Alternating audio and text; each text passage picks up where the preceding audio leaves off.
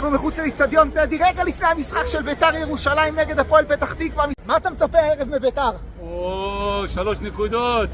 רק ניצחון, אחי, מה? מי זה קנגואר? שנה הבאה לא יהיה פה. אתה רוצה להגיד מה אתה חושב? 3. אני מקווה שננצח 1-2, לא משנה, העיקר 3 נקודות. יפית, נמצאת איתנו יפית, אוהדת בית"ר. יפית, מה יהיה היום בערב? רק אלוהים יודע. תכלס, באמת רק הוא יודע. 2-1 לנו. אבל אתה יודע, קשה כזה עם השיניים, כמו באר שבע, אבל ניצחון הפעם. אני ענבר, מהצפון.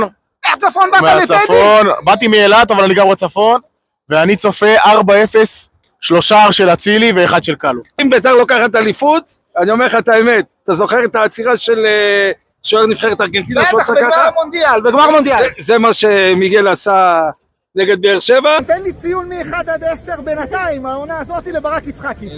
10, אבל בית"ר לא מקום ראשון. רגע, גם זוכר את זה. זה מה שמעניין אותה. ומי איתך פה? עוז חי. עוז חי. עוז, תגיד שלום.